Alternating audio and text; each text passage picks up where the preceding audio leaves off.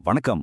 நொய்டாவில் நடக்கிற ஒரு சம்பள போராட்டம், இந்தியாவோட மொழி போர், அப்புறம் ஆர்டிஃபிஷியல் இன்டெலிஜென்ஸோட எதிர்காலம், இந்த மூணுக்கும் என்ன சம்பந்தம் நினைக்கிறீங்க? சம்பந்தமே இல்லாத மாதிரி தெரியுது இல்லையா?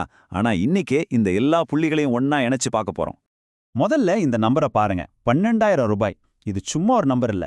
நொய்டாவில் கான்ட்ராக்ட் தொழிலாளர்கள் தங்களோட குடும்ப செலவுக்காகவும் பிள்ளைகளோட படிப்புக்காகவும் போராடி கேட்கிற மாச சம்பளம் இது. சரி, ஒரு மாச சம்பளத்துக்காக ஏன் இவ்ளோ பெரிய போராட்டம்? ஒரு குடும்பத்தோட வாழ்வாதாரம் ஏன் ஒரு போர்க்களமா மாறுது? வாங்க, இன்னைக்கு நாம இந்த ஒரு சின்ன போராட்டத்துல ஆரம்பிச்சு நவீன இந்தியாவை உருவாக்குற ஆழமான வரலாற்று தொழில்நுட்ப பிளவுகள் வரைக்கும் எல்லாத்தையும் இணைச்சு பார்க்கலாம். நொய்டாவில் நடக்கிற இந்த போராட்டத்துக்கு காரணம் ரொம்ப சிம்பிள். ஏறிப்போன விலைவாசில வீட்டு வாடகை, சாப்பாடு, மருத்துவ செலவுன்னு எதுக்குமே இந்த 12,000 பத்தல. அதோட வேலையும் நிரந்தரம் இல்ல. பிஎஃப், இன்சூரன்ஸ்னு எந்த பலனும் கிடையாது. 8 மணி நேரத்துக்கு மேல வேலை வாங்கினாலும் அதுக்கு ஓவர் டைம் சம்பளமும் கொடுக்கறதில்ல. சொல்லப்போனா இது ஒரு அடிப்படை வாழ்வாதாரத்துக்கான போராட்டம். இந்த போராட்டம் வெறும் தொழிற்சாலை தொழிலாளர்களோட மட்டும் நிக்கல. படிச்ச இளைஞர்கள் மத்தியிலையும் இதே நிலைமைதான். சில அரசாங்க இன்டர்ன்ஷிப் திட்டங்கள்ல மாசம் வெறும் 9,000 ரூபாய் தான் உதவித்தொகையா தராங்க. யோசிச்சு பாருங்க. இதனால விமர்சகர்கள் ஒரு முக்கியமான கேள்வியை எழுப்புறாங்க. இந்த இன்டர்ன்ஷிப் திட்டங்கள் எல்லாம் உண்மையிலேயே இளைஞர்களோட திறமையை வளர்க்கவா, இல்ல பட்டதாரிங்க கிட்ட இருந்து குறிஞ்ச சம்பளத்துல வேலை வாங்குறதுக்கான ஒரு வழியா?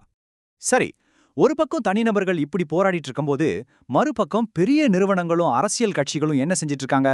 அவங்களுக்கான வியூகங்களை வகுத்து காய்களை நகர்த்திட்டு இருக்காங்க. உதாரணத்துக்கு அமிர்தாஞ்சன் நிறுவனத்தையே எடுத்துக்கலாம். வலி நிவாரண தைலத்துல அவங்க தான் நம்பர் 1. ஆனா இப்போ அவங்க பெண்களுக்கான பர்சனல் கேர் பொருட்கள், அதாவது ரேசர்கள் மாதிரி புதிய சந்தைகளுக்குள்ள நுழையறாங்க. இப்படி பண்றது மூலமா அவங்க வளர்ச்சியை உறுதி செஞ்சுக்கிறாங்க.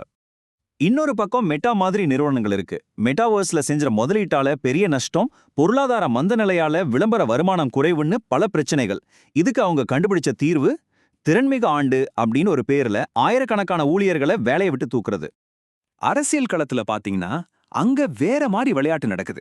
விலைவாசி, வேலையில்லாத திண்டாட்டம் பத்திலாம் கேள்வி கேட்டா பேச்ச அப்படியே வாரிசு அரசியல் பக்கம் திருப்பி விடுறது ஒரு பொதுவான தந்திரமா இருக்கு.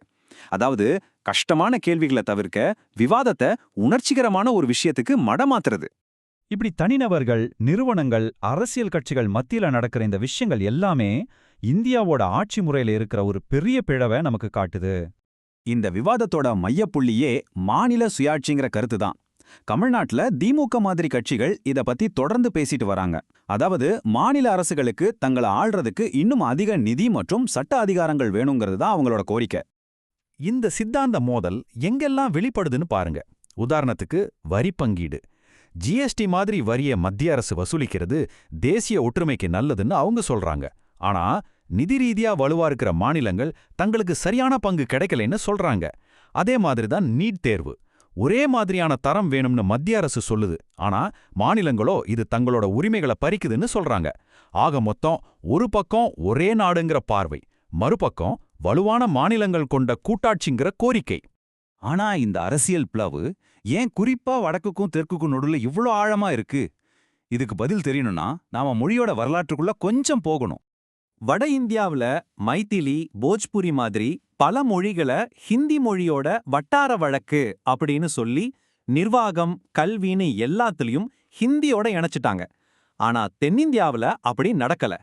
தமிழ், தெலுங்கு மாதிரி மொழிகளை அரசியல், சமூக இயக்கங்கள் மூலமா கடுமையா பாதுகாத்தாங்க. இங்க மொழிங்கிறது வெறும் பேச்சோட நிக்காம கலாச்சார அடையாளம், உரிமைன்னு எல்லாத்தோடையும் இணைஞ்சு போச்சு.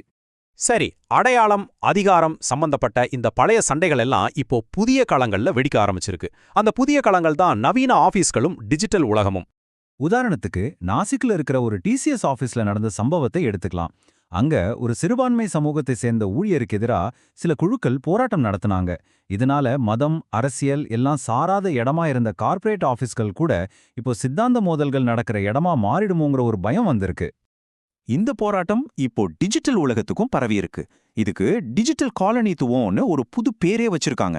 அதாவது ஆர்டிஃபிஷியல் இன்டெலிஜென்ஸ், டெக்னாலஜின்னு எல்லாத்துலயும் ஆங்கிலம், இந்தி மாதிரி சில மொழிகள் மட்டும் ஆதிக்கம் செலுத்தி மற்ற சின்ன மொழிகளை ஓரங்கட்டுறது தான் இது. உங்க மொழி ஏன் ஏஐல இல்லாம போகலாம்? அதுக்கு சில முக்கியமான காரணங்கள் இருக்கு. 1, டேட்டா பற்றாக்குறை. ஒரு மொழியை ஏஐ கத்துக்க நிறைய டிஜிட்டல் டேட்டா வேணும். பல பிராந்திய மொழிகளுக்கு அது இல்ல. 2வது, பெரிய டெக் நிறுவனங்களோட முன்னுரிமை. அவங்க இந்தி மாதிரி அதிக பேர் பேசுற வணிக மதிப்புள்ள மொழிகள்ல தான் கவனம் செலுத்துறாங்க. 3வது, வரலாற்று புறக்கணிப்பு. முன்னாடியே டிஜிட்டல் மயமாக்கப்படாத மொழிகள் இப்போ ஏஐ புரட்சியிலையும் பின்தங்கிருது. அப்போ யோசிச்சு பாருங்க, ஒரு தொழிலாளியோட சம்பள போராட்டத்துல ஆரம்பிச்சு மாநில உரிமைகளுக்கான விவாதம் வழியா ஒரு கணினி கோடுல ஒரு மொழிக்கு இடம் கிடைக்குமாங்கிற வரைக்கும் களம்தான் மாறுதே தவிர அதிகாரம், வளம், அடையாளம் இதுக்கான அடிப்படை போராட்டம் ஒன்னாதான் இருக்கு. ஒருவேளை நாம பழைய சண்டைகளை தான் புதிய வழிகளில் நடத்திட்டு இருக்கோமோ?